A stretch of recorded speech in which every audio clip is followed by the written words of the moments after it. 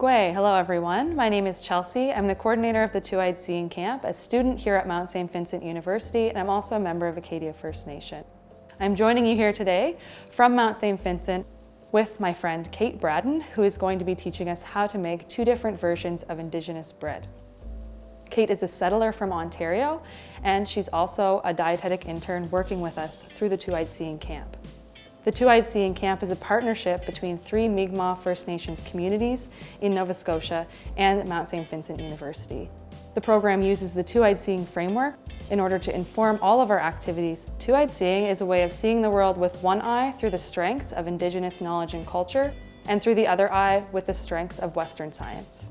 Before I pass it off to Kate to teach you how to make these two versions of bread, let's learn more about their history. The bread that I have in front of me today is called a quick bread, meaning that it doesn't use any yeast or eggs to make it. It was first introduced as bannock to Indigenous peoples on Turtle Island by settlers. Eventually, it became a staple in many Indigenous communities because it was inexpensive and easily accessible. In fact, many Mi'kmaq people refer to this bread as 4 cents, as it said that it only used to cost 4 cents to make it. This recipe is very versatile. It can be cooked in the oven, in a frying pan, or even over the fire by wrapping the dough around a stick, which is how my grandmother taught me how to make this recipe. When it's cooked in oil, it's referred to as fry bread, which can be used to make Indian tacos, which we'll show you how to make in another video. When the dough is baked, it's referred to as Luskinikin. Our friend Kate will be showing us how to make both of these versions today. Gway everyone, my name is Kate and I am a dietetic intern from Mount St. Vincent University. Today I'll be showing you how to prepare the dough and then how to cook it 2 different ways, baked in the oven and then pan fried. Luskinikin is a very simple recipe. It takes about 5 to 10 minutes to prepare. The ingredients that you'll need for this recipe are all-purpose whole wheat flour, plain non-fat Greek yogurt, baking powder, salt, and water. The equipment you'll need for this recipe are a large mixing bowl, a mixing spoon, measuring cups, and measuring spoons. The first step is to mix together all our dry ingredients. We're going to mix 3 cups of all-purpose whole wheat flour, 2 tablespoons of baking powder, and 2 teaspoons of salt. Mix with a spoon until well combined. We are using whole wheat flour today because it is higher in fiber than all-purpose white flour. However, either can be used. A diet high in fiber can help reduce your risk of heart disease and diabetes. Some people may choose to use a sift while baking. Although it's not necessary, a sift can help combine all your dry ingredients more evenly and will make it easier to mix. The next step is to add our wet ingredients to our dry ingredients. We are adding half a cup of non-fat plain Greek yogurt to our dry ingredients. Then, using our mixing spoon, we are going to combine all the dry ingredients and Greek yogurt together. Not all Greek yogurt is low in fat. Milk fat percent available ranges from 0% to 3.25% and above. Some dessert yogurts can be up to 9% milk fat. Margarine or butter can be used in place of Greek yogurt, however, it will make the bread higher in saturated fat. Next, we're going to add 1 cup of water to the bowl and stir the dough. Add half of the water first, and stir. Then add the rest, and stir. The dough should be sticky. If it is too dry, add 1 tablespoon of water until it becomes sticky.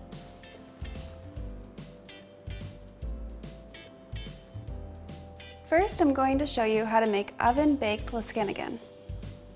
This recipe makes about 10 servings and takes about 25 minutes to cook. The ingredients you will need are 1 pre-made dough, cooking oil spray, and all-purpose whole wheat flour. The equipment you will need is a casserole dish, a cooling rack, a spatula, and a knife. The casserole dish is being used so the bread has room to grow when it bakes. You can choose to use either a square dish or a round dish, depending on the shape that you would like your loaf. Today, we are using an 8 by 8 inch casserole dish. Now preheat the oven to 205 degrees Celsius or 400 degrees Fahrenheit. To start, grease the inside of the casserole dish with cooking oil spray. Greasing the dish helps prevent the bread from sticking while baking. Before adding the dough to the casserole dish, we're going to shape it into a square so it fits into our dish. To do this, lightly flour a countertop or cutting board with 1 to 2 tablespoons of flour. Then place the dough on the lightly floured surface and shape it into a square.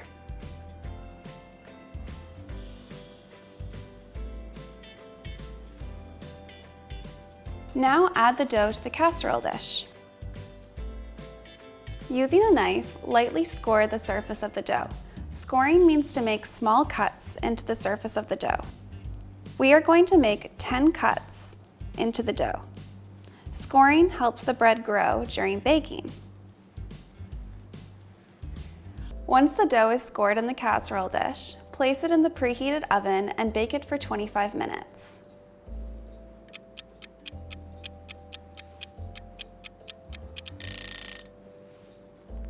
After 25 minutes, remove the bread from the oven to check if it's done.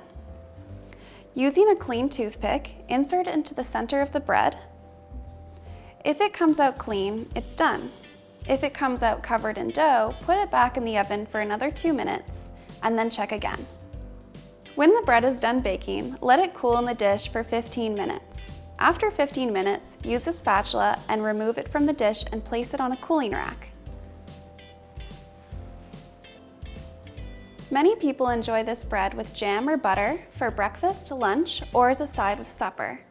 It can be stored out of the fridge for 2 to 3 days, in the fridge for up to 5 days, and in the freezer for 2 to 3 months when sealed in a plastic bag or container.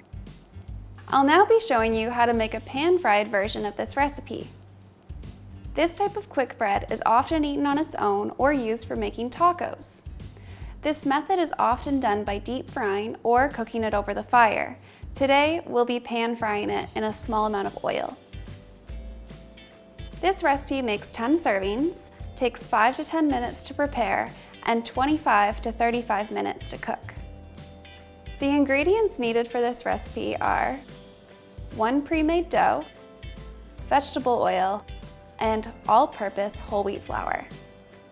The equipment you will need for this recipe is a frying pan, a cooling rack, a rolling pin, a spatula, a knife, and a tablespoon. We are using a frying pan since it heats up quickly and cooks the bread evenly. Even heat helps make the bread crispy.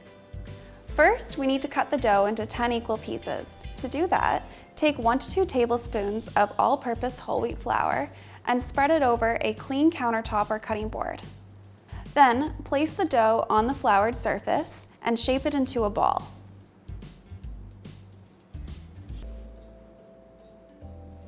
Using your knife or your hands, divide the dough into 10 equal pieces.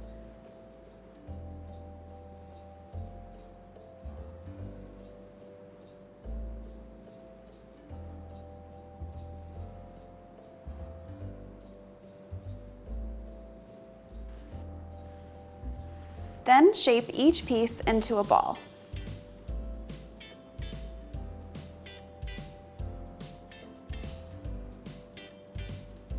Then, using a rolling pin or your hands, flatten each ball until they're about 1/4 of an inch thick.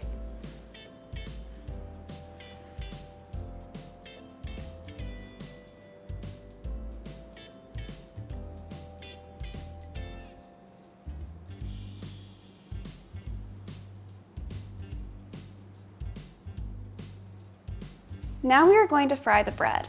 Add 1 tablespoon of vegetable oil to cover the bottom of the pan. Let it heat up over medium heat for about 2 to 3 minutes. After 2 to 3 minutes, when your oil is hot, you can add your dough to the pan. If your pan is big enough, you can cook more than 1 piece of dough at a time. Fry it in the pan for 7 minutes on one side on medium-low heat. Then flip it using a spatula and fry it for another 7 minutes on the other side or until golden brown. When the bread is done cooking, remove it from the pan using a spatula. Place it on a cooling rack and let it cool for 5 to 10 minutes. This bread can be eaten on its own or with jam or butter. Pairing it with a blueberry chutney is also a great option. Wild blueberries are in season in Nova Scotia in August.